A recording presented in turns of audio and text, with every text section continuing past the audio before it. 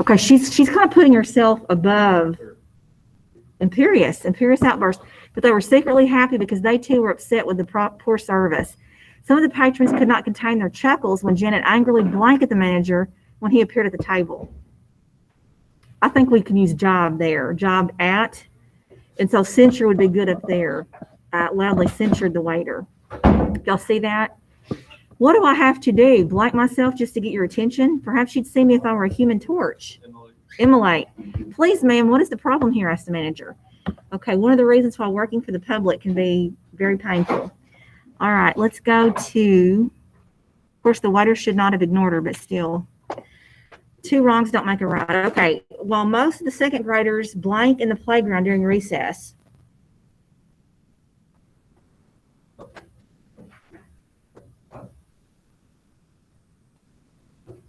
what are they doing? What do kids do at recess?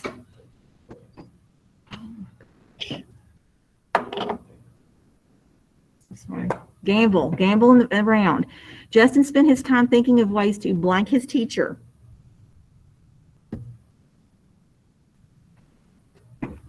Deride. No one, not even Justin, understood his blank reasons for wanting to complicate Miss Snell's life. So this is hard to understand. Recondite. Good. When asked about Justin's behavior, Mrs. Snell usually responded with the blank expression, boys will be boys. Yes, hackneyed. Justin responded by making a blank face. Perfect. All right, the word bioterrorism is a blank that refers to the use of biological agents as terroristic weapons. So this isn't a very old word because neologism, yes. By themselves, agents such as anthrax and botulism can be invisible to the naked eye and undetectable to the blank senses. Olfactory. Before cities established emergency management programs, experts believed that the effective release of agents into populated areas would have caused a blank that overwhelmed every available hospital emergency worker. Quagmire. Biological and chemical agents would have to be swiftly neutralized. Their effects are immediate and severe, unlike those of a mild influenza or the blank found in water or air population. Carcinogens, perfect. Okay, this last one we'll do is filling in the sentences. What word did we have last week that meant using few words? Do y'all remember? Laconic. Let's be laconic, all right? I thought I heard it. Laconic. The editor censured Carol's first manuscript, so Carol decided to. What does censured mean?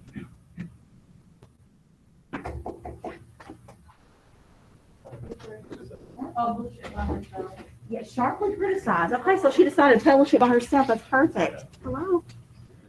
Publish it by herself. The judge did not appreciate it when the defendant jobbed at her. Good. If we had no olfactory sense, we would not what? Smell. Hackneyed expressions detract from your writing, so you should not use them. During recess, students gambled on the playground while perfect. Teachers watched. Radical supporters sometimes immolate themselves in order to protest. Asbestos is a carcinogen that can cause cancer. Irene made a grotesque expression when she took a bite. The food was disgusting. Leo's tutor was a martinet who made him study. We couldn't hear the conversation, but when Will stood there looking agape, we knew that he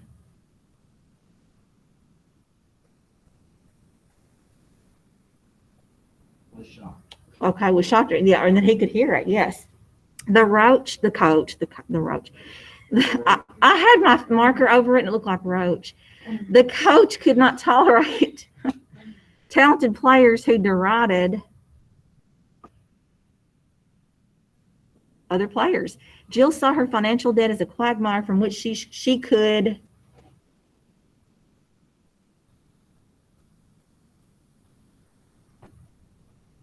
okay, or she pay off, or she could escape, or escape if she stopped her habits.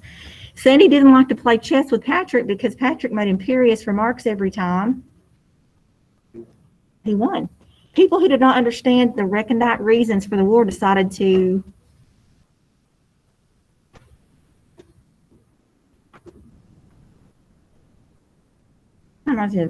Vietnam, maybe. Protest. Email and spam are neologisms credited to describe things that deal with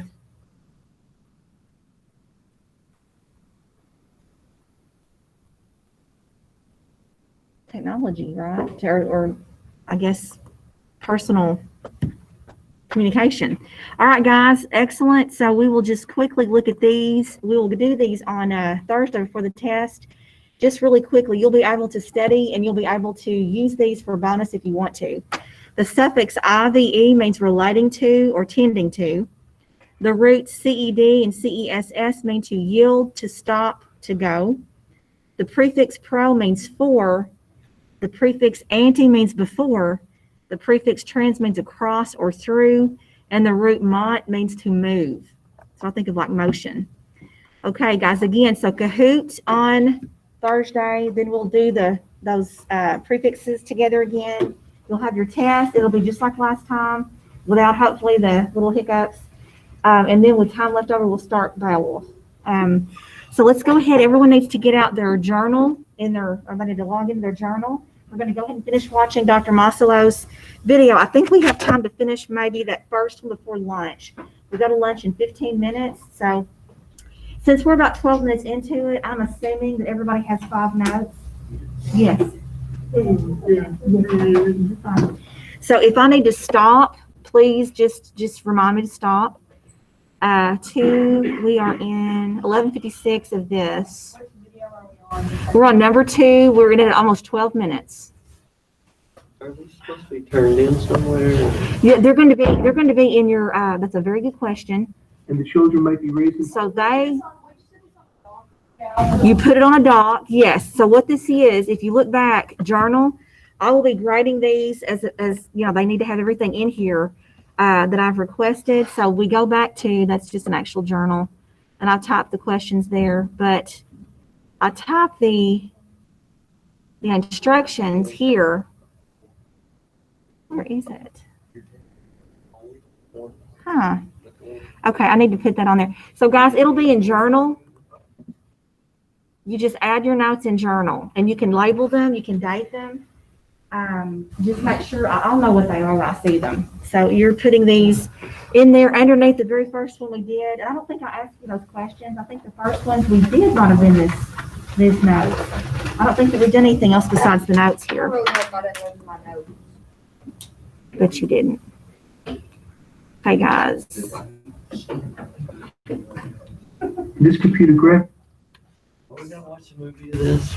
You know what? I was just watching this morning. There is not a minute of it I can show you. And I will tell you why. Because Beowulf, the movie, he doesn't wear his clothes. No, I mean, he doesn't wear his clothes. And well, but it into the whole thing. It's just he doesn't wear his clothes. And so, and I'm thinking, why is he naked? But he's fighting Grendel. And Grendel, of course, doesn't have any clothes on. Grendel, you can see it's just really disgusting. But it's even the songs the guys sing in the meat hall is filthy. I'm like, I showed them that in class. Yeah, they sing right before Grendel busts in. There's dirty language. I hate that I can't show it to you, but I can't. So I can't. This morning I was like, can I just show them a second of it? No, I can't.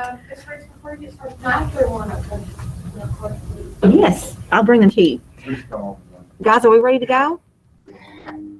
All right, here we go. Population for nearly 300 years, it seems reasonable to assume that many of the Christian elements were inserted into the poem well before it reached the monks, and that anything that they might have added was simply icing on the cake. The Beowulf poem exists in this single manuscript. If it weren't for those 2 monks, we would not have the poem at all. And when the second monk finishes the manuscript sometime in the late 10th or early 11th century, it was completely forgotten about for nearly 600 years. In fact, there is no record of the poem's existence at all until the late 16th century, at which time it is part of a private library. The manuscript was transferred to another, presumably safer library, but when this second library burned to the ground in 1731, it suffered considerable damage. In 1751, it was moved again, this time to the British Museum, where it was considered of very limited interest until well into the 20th century. Indeed, when anybody thought of the Beowulf manuscript, and believe me, very few people did, it was as a decrepit historical artifact of a savage people that had disappeared from the face of the earth long ago. Toward the middle of the 20th century, the general indifference toward Beowulf and the view that it was merely a musty relic from a dead warrior culture began to change for two reasons. The first factor that encourages people to appreciate the poem's artistic merits is a lecture by a man named J.R.R. Tolkien, whom you might know as the author of The Hobbit and the Lord of the Rings trilogy. But Tolkien wrote those things for fun. He made his living as a professor of Anglo-Saxon poetry at Oxford. In the lecture, which was entitled Beowulf, the Monsters and the Critics, Tolkien argued that Beowulf had rich characters in an intricate narrative structure and an exciting story to tell, that it wasn't just some random scrap of writing from a dark and distant past, but a compelling and complex work of art.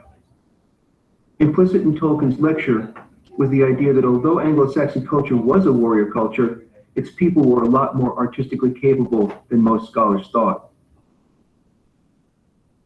Tolkien's hypothesis that the Anglo-Saxons were capable of great art and that the Beowulf poem was an example of that great art was definitively supported just 3 years later in 1939 with the discovery of a burial ship, an Anglo-Saxon burial ship, at a place called Sutton Hoo in southeast England. Now, if you don't know what a burial ship is, listen closely, and I will tell you. In certain Germanic cultures, such as the Norse, the Anglo-Saxons, and the Vikings, when a king died, the people would take his body down to the sea and put it in a warship. And then they would fill the ship with treasure, with gold, and jewelry, ceremonial war gear, shields and helmets and swords. And they would light the ship on fire, and they would set it out on the open sea towards the horizon, with the ship and the treasure and the king would be received by the gods. There are several variations of this practice, depending on the point in history and the exact geographic location of the tribe. But the most prominent variation involved taking the king's body, putting it in the warship, filling the ship with treasure, and then, rather than setting the ship on fire and sending it out to sea, burying the ship underground and building up the earth around it in what would come to be called a burial mound or a barrow. And this is exactly what happened to an Anglo-Saxon king in the late 6th or early 7th century. His barrow was part of a larger complex of burial mounds at Sutton Hoo that were excavated beginning in 1939. Upon opening the site, the archaeologists found that anything that was organic had almost completely decomposed.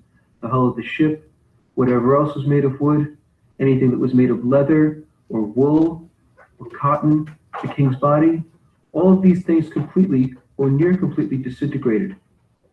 In this computer graphic, you can see the impression that the hull made on the earth below it, a product of the sheer weight of the ship, which was 90 feet from tip to tail.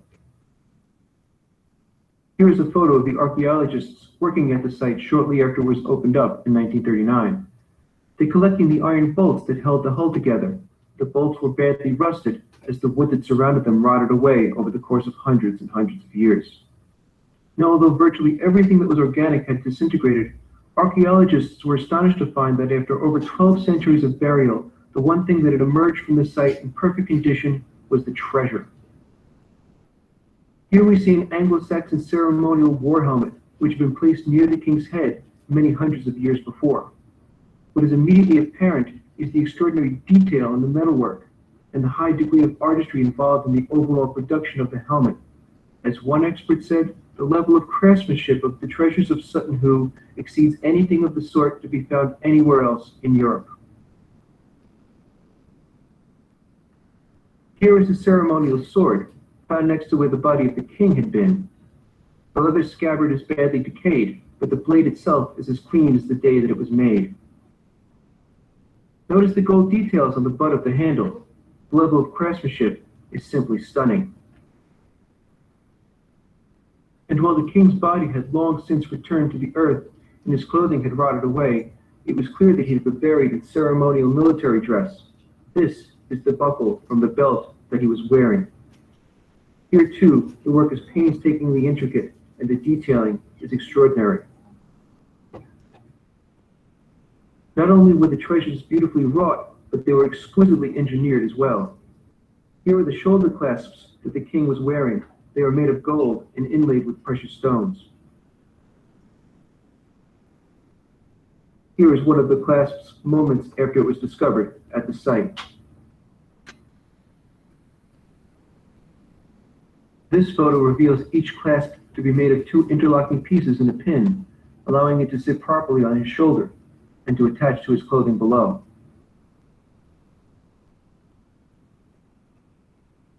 Around the king's waist was a leather bag containing gold coins, a ceremonial offering to the gods to assure safe passage to the afterlife.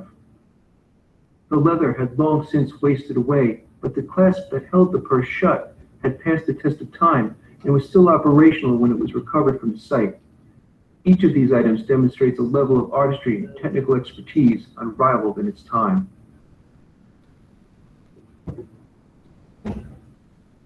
Finally, here is a Schoep's lyre, found in the king's burial chamber not far from the ceremonial sword. It reminds us that the art of poetry was as important to the Anglo-Saxons as the art of war, precisely the point that Tolkien had made just 3 years before.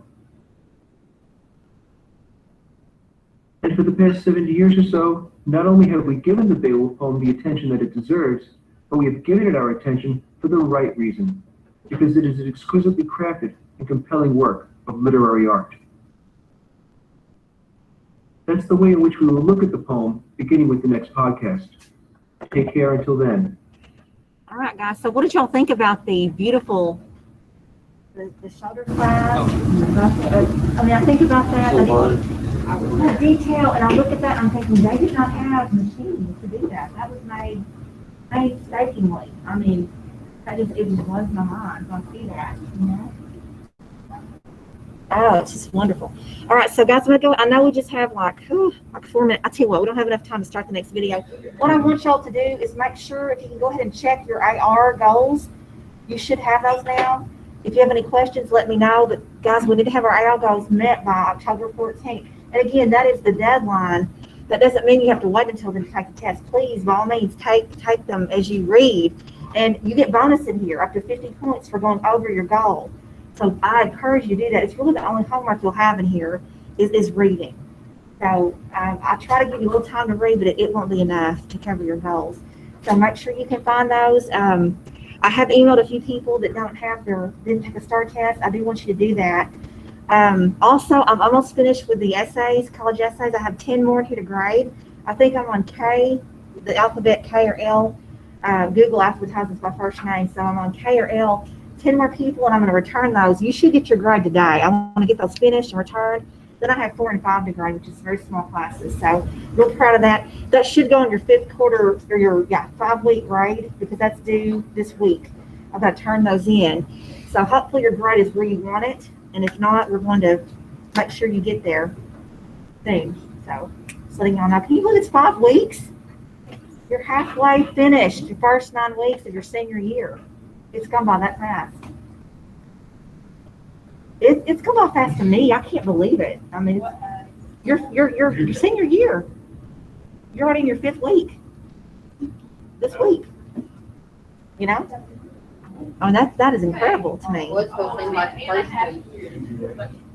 This seems like a long time to you. Well, when I think maybe when it's over, I'm thinking you'll think, well, I can't believe it's over because it just goes by so fast. You guys, I can't wait for it. Well, and you guys have a lot. Your senior year's busy. You guys have so much to do. Be sure to let me know if you need any help with anything, essays or anything like that. My virtual, we're about to go to lunch. I think it's actually about time. Guys, I've got time for, the bell rings, doesn't it? Yeah. Okay, so never mind. It is, well, It's 55 right now. it is. Y'all go to lunch. Y'all have a great lunch. I will see you in a little bit, 11:25. Lunch break, guys. Y'all have a good lunch.